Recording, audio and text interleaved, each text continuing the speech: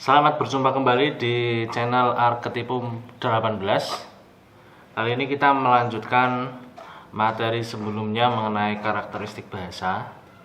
Pada kesempatan kali ini kita akan membahas satu poin, yakni mengenai beragam karakteristik bahasa. Salah satunya ini beragam. Beragam di sini dipahami bahwa ragam bahasa di sini ada bagian-bagian menyesuaikan dengan situasi dan kondisi. Anda pasti pernah memahami bahwa penggunaan bahasa sesuaikanlah dengan situasi dan kondisi. Kondisinya seperti apa, situasinya seperti apa, ini akan mengaruhi para pengguna bahasa untuk memilih dan memilah bahasa yang tepat yang digunakan untuk berkomunikasi. Di sini masih menggunakan buku referensi dari karya Muhammad Kanzunuddin, Bahasa Indonesia untuk Perguruan Tinggi. Kita sudah masuk di poin beragam, di bagian dari karakteristik bahasa.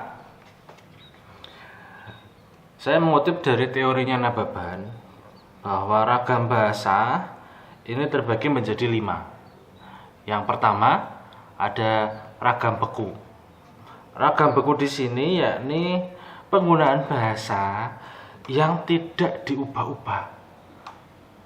Bahasanya ya seperti itu, tidak boleh orang merubah bahasa yang sudah termasuk ragam beku. Nah, contohnya yakni Undang-Undang Dasar 1945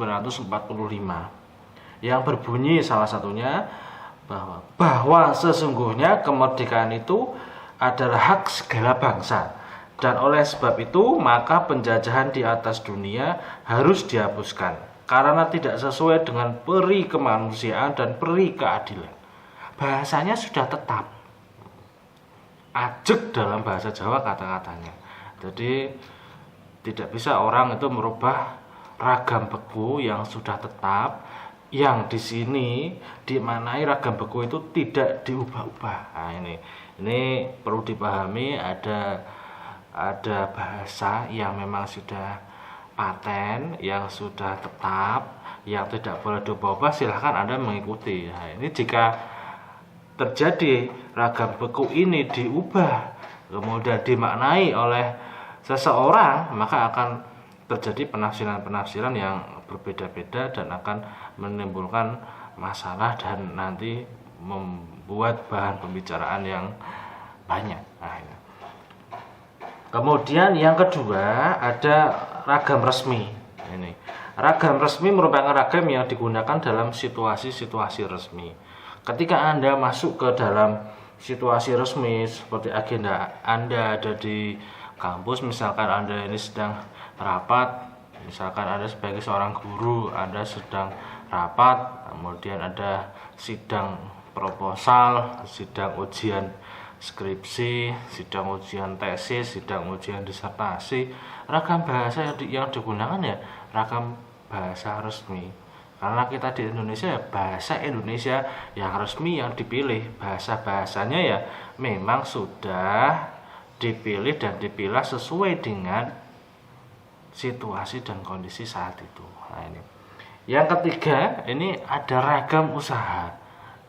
Ragam usaha merupakan ragam bahasa yang digunakan pada ranah usaha, seperti pembicaraan-pembicaraan di perusahaan-perusahaan dan transaksi-transaksi dagang. Anda ketika masuk ke dalam ragam usaha, Anda diperbolehkan menggunakan bahasa yang di dalamnya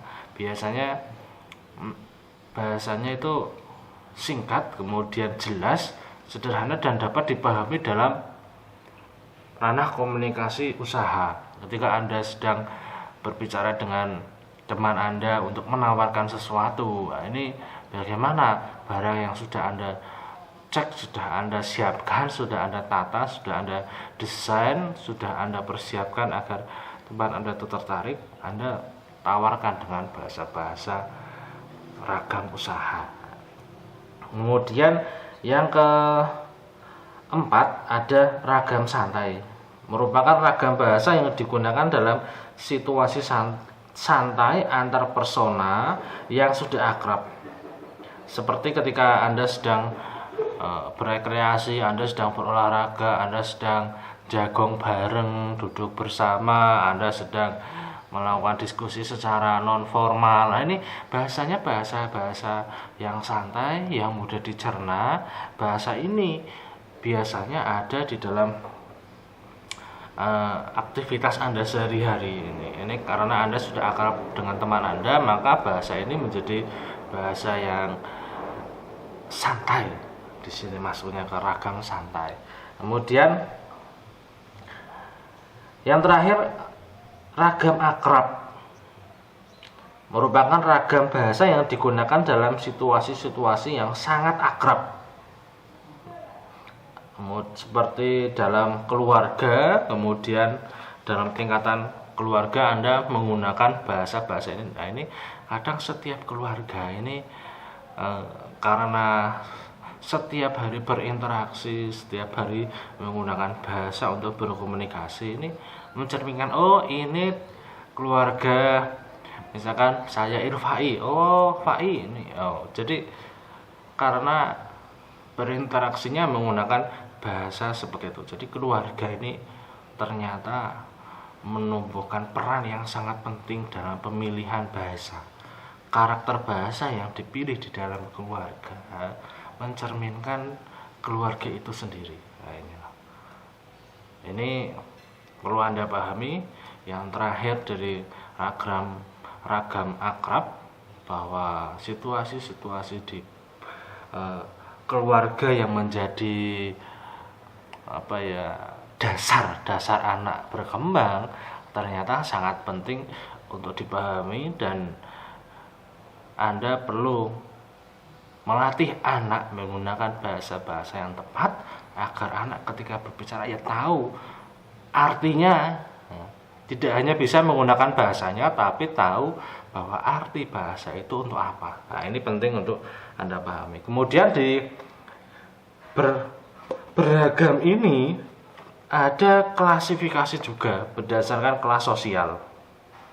Ternyata klasifikasi ragam bahasa terbagi lagi ada 5. Yang pertama, ragam bahasa kelas atas.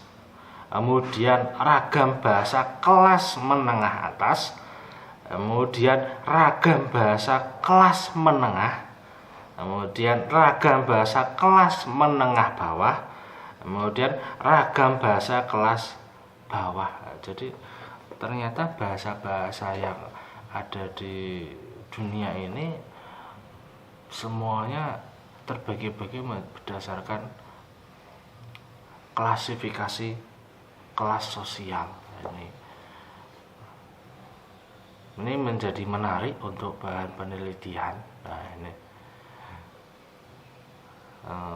bahan penelitian ini bisa Anda tadi pergunakan untuk mencari informasi apakah benar kelas sosial mempengaruhi penggunaan bahasa. Nah, ini bahasa-bahasa seperti apa yang berbeda. Nah, ini akan menjadi menarik.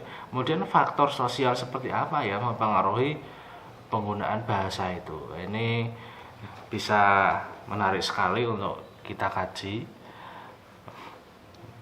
Di poin beragam ini bisa kita maknai bahwa situasi dan kondisi, peristiwa saat itu, kejadian saat itu, kemudian pemahaman kita tentang bahasa, pemilihan dan pemilahan bahasa itu mempengaruhi cara kita menjelaskan topik atau solusi atau masalah saat itu.